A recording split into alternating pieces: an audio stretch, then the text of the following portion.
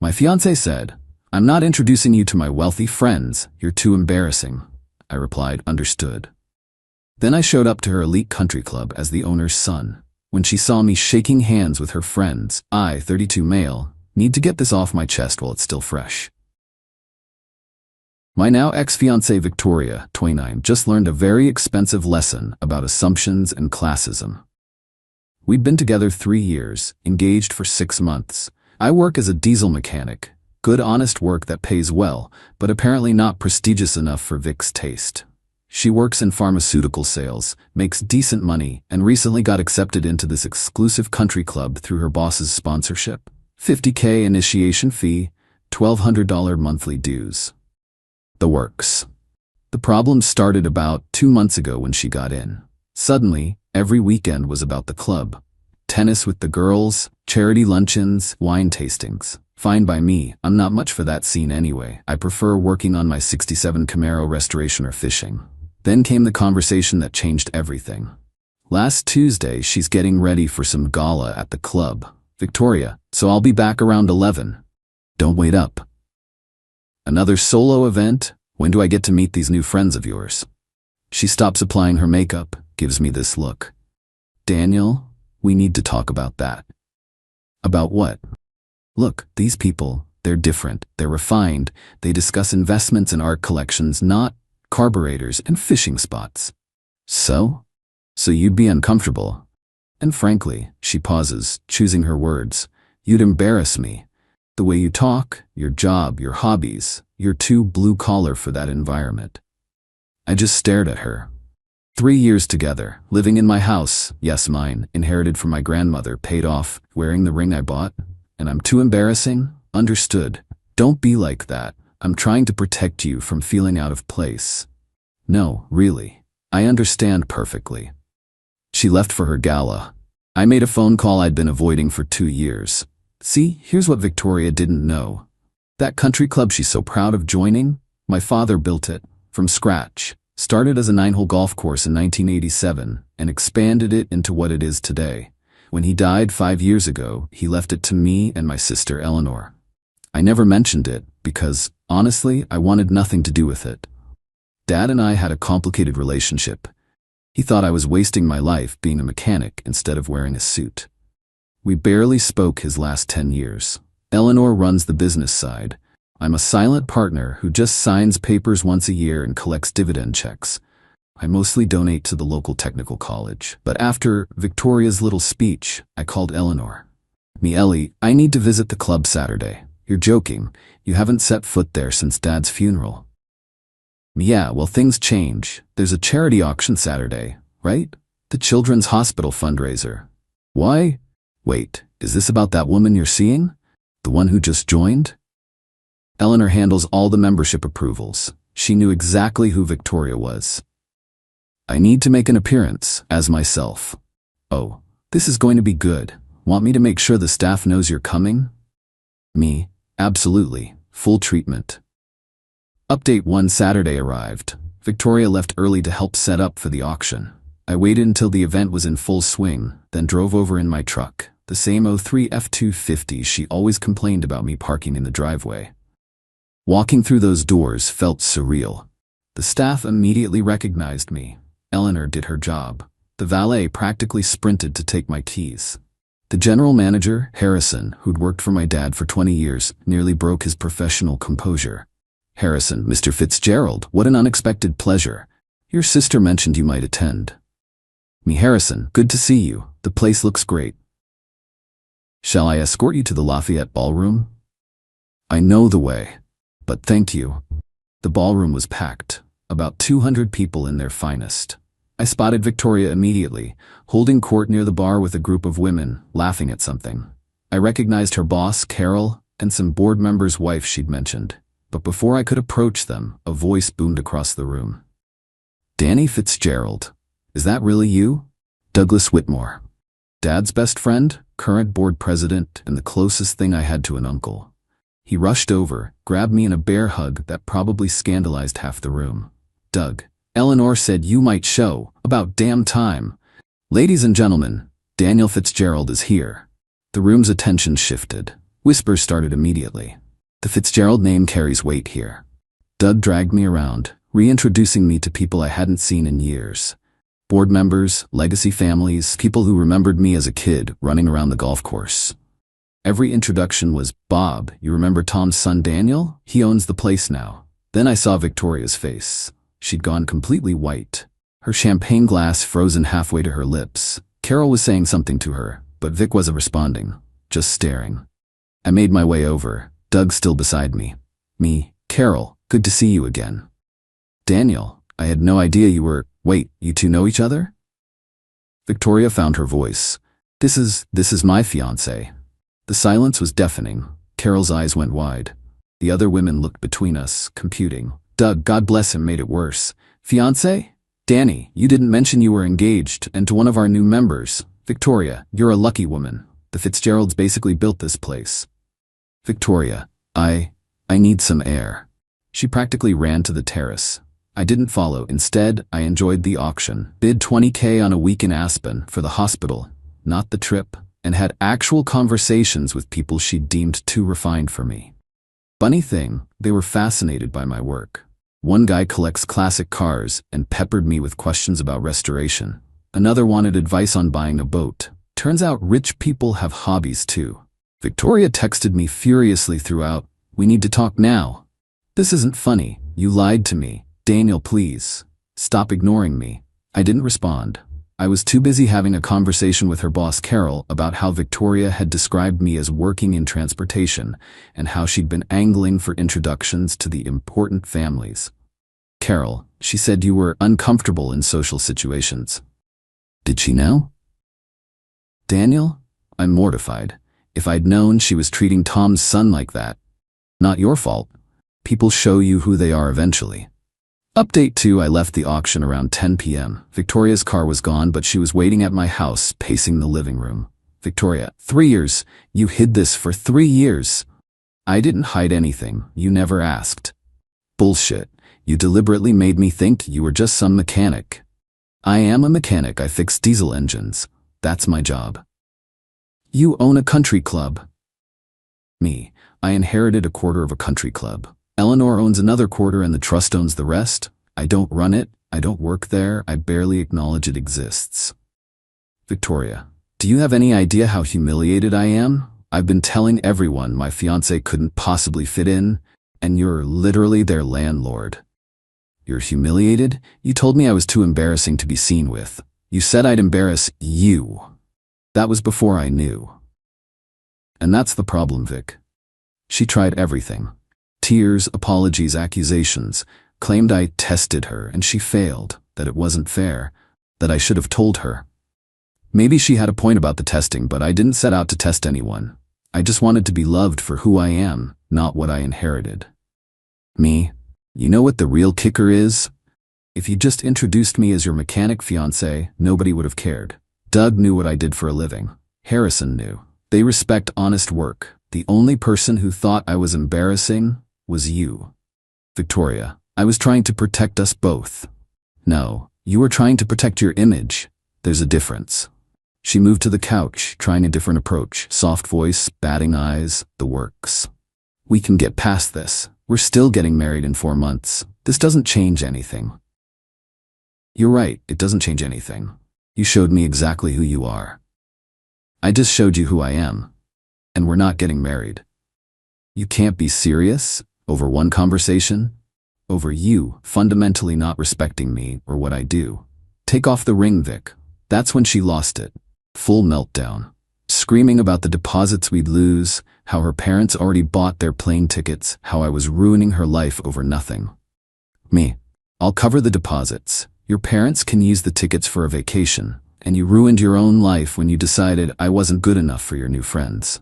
"Victoria, I'm not giving the ring back. It's mine." "Me? Keep it. Consider it severance for 3 years of pretending to be someone you're not." She threw the ring at me anyway and stormed out. I heard her car peel out of the driveway. Sunday morning, woke up to 27 missed calls from Victoria, 12 from her mother Patricia, and about 50 texts ranging from "I'm sorry" to "You're a monster" to "We can work this out." But the best part? Carol called me directly. Carol, Daniel, I need you to know. Victoria won't be returning to our company. That seems harsh. This is personal, not professional. She's been name-dropping her connections at the club to clients, promising introductions she couldn't deliver. Now I know why. She was using perceived social status. She didn't actually have to close deals. That's fraud in my book. Karma's funny like that. Update 3. The entitlement escalation was something else. Monday morning, Victoria's mom, Patricia, showed up at my work, at the diesel shop, in her white Mercedes, looking like she'd rather be anywhere else. We need to discuss the situation like adults. I'm working, Patricia. Victoria is devastated. She's had to move back home. Do you have any idea what you've done to her reputation? What I've done, that's rich. She made one tiny mistake. Me. She told me I was too embarrassing to meet her friends. Because she didn't know who you were. Any woman would want to show off a man with your assets, and there it was. The real issue. Not that Victoria had been cruel, but that she'd been cruel to someone with money. So it would have been fine if I was actually just a mechanic? Don't twist my words. Victoria deserves a lifestyle befitting her ambitions. Me? Then she should earn it herself. I'm not a lottery ticket.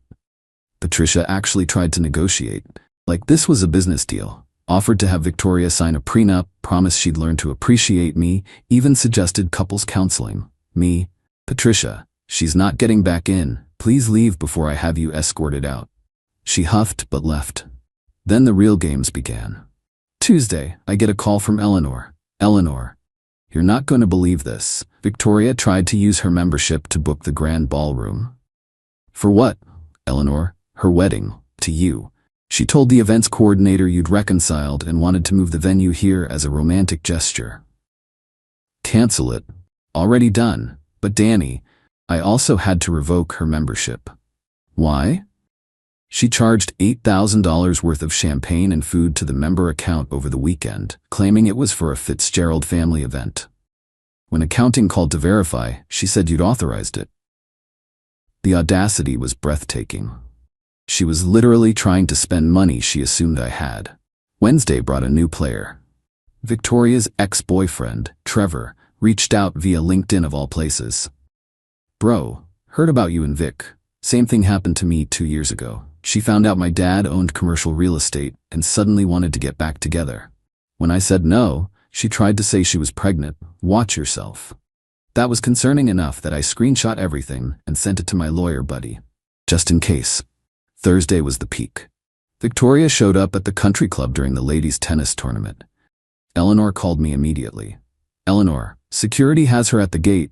She's telling everyone she's still your fiancée and demanding entry. Me, let me handle this. I drove over. Found Victoria arguing with the security guard, tears streaming down her face, making a scene in front of arriving members. Daniel, thank God, tell them who I am. Me, I know exactly who you are. You're a former member who's no longer welcome on the property. You can't do this. I have friends here. Then they can meet you somewhere else. This is illegal. I paid my dues. Eleanor had walked up behind me. Actually, your membership was sponsored by Carol Hendricks through her corporate account. Since you no longer work there and you've committed fraud against the club, your membership is terminated. You'll receive a full refund of your personal contribution, which was $0. The gathering crowd was whispering. Some were recording on their phones. Victoria's carefully crafted image was crumbling in real time. Victoria, getting desperate. I'll sue. This is discrimination. Me. On what grounds? Victoria, emotional distress, breach of promise. You proposed to me.